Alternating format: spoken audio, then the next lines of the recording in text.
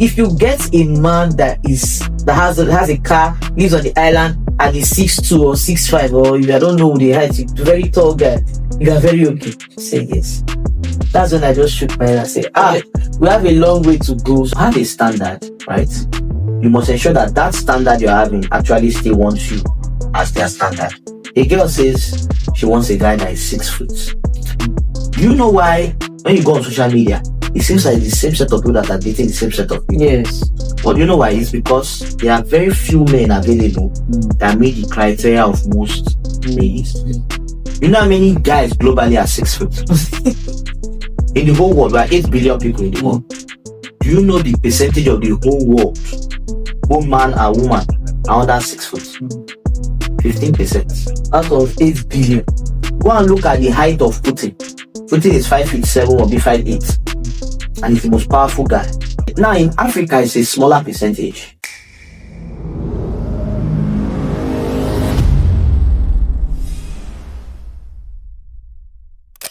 So that brings me to my second question.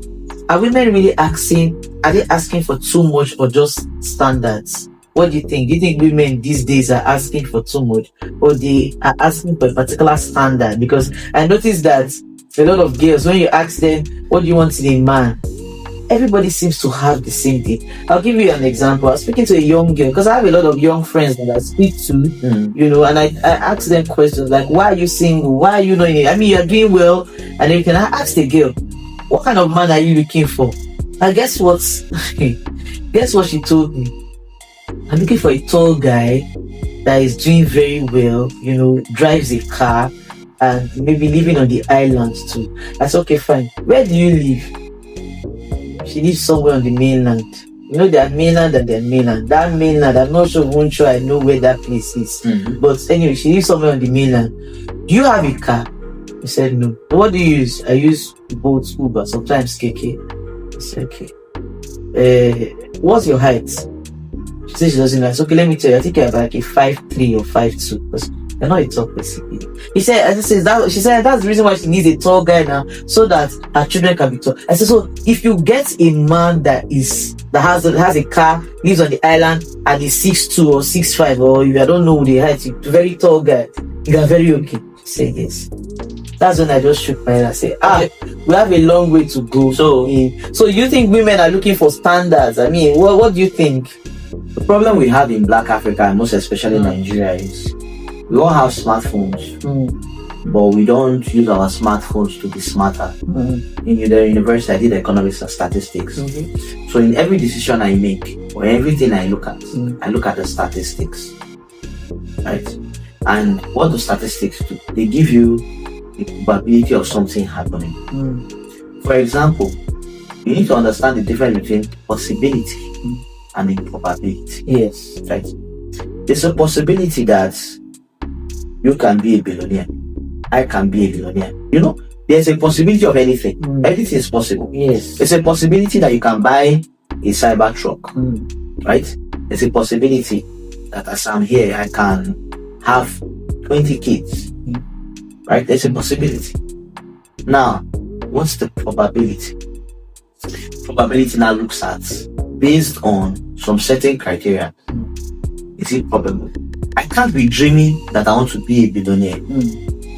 One, I don't have any products that I'm working on. And even if I have a product working on, I don't have any verifiable data that shows that I have the right set of people that will buy that product. I should be able to say there are 1 million people that are ready to spend 1,000 naira to buy this product, and this product costs me 1 naira to build, and if I am able to sell to that 1 million people that are already, these are their data, I will be able to get 1 billion naira. Exactly. Then there's a higher probability that I will be a billionaire. Yes. Right? However, the product I want to sell is thrift clothes.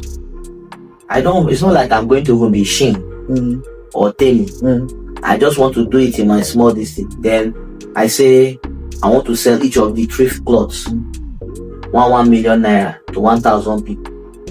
Person will say, why will I buy this shirt 1 million when I can go to Bendan Selector? You understand? The probability is very slim. Now to the question, standard. To have a standard, right? you must ensure that that standard you're having actually still wants you as their standard. The problem in Nigeria is that nobody looks at the statistics. Nigerian ladies have a lot of criteria of what they're looking for in a guy. That's when they even say a guy that is the best for them, they don't even know that statistically that person is very rare. So what do I mean by that? So a girl says she wants a guy that is 6 foot. Do you know why most, when you go on social media, it seems like the same set of people that are dating the same set of people? Yes. But you know why? It's because, and there's always one guy in the middle. Say that his wife is fighting this side chick that is dating with this other one guy. That tells you that there are very few men available that meet the criteria of most ladies. And if your viewers can do a short exercise, everybody wants a 6 foot. You know how many guys globally are 6 foot? In the whole world, there are 8 billion people in the world. Do you know the percentage of the whole world, both man and woman, are under 6 foot? 15%. Out of 8 billion. Out of 8 billion. Between 10 to 15% are 6 foot. That means if you pick 100 people, only 15. You pick randomly around the world, 100 people. The probability of you seeing a 6 footer is only from 15 people. That means 85 people don't meet that criteria. Yes. So when you say you're looking for a 6 footer because you want your children to be tall, and your children complain that you are short, does that mean that you are short means that you failed in life? Exactly. Go and look at the height of Putin. Putin is 5'7" or be 5'8", and he's the most powerful guy. Yes, on the world. Sarkozy, former president of France, like 5'6". You understand? It's only Donald Trump that has been the tallest president, and I think apparently most of them are average heights. So now when you now say, now in Africa it's a smaller percentage. Africans are not really, it's when you look at Caucasian, you see more tall people. So for example, a friend of mine, I told him to do the statistics. He's 6'3", right? He's a single guy. He's Christian, right? And he earns about, say, 1.5 to 2 million naira monthly. In a month, yeah. That's net. And I told him to check his statistics with AI. Now AI factors that his salary globally. So 2 million naira converted to dollars, how many people earn that kind of thing?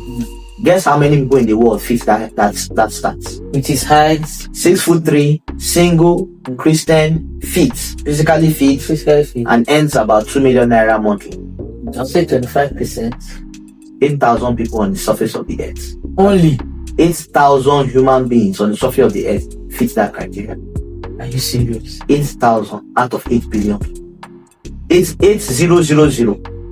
Only 8,000 people. Only, in fact, the AI wrote it on the surface of the earth. That means whether under the sea, whether you are spirits in the air, whether you are physically on the land, only 8,000 people. Hey, but guess what?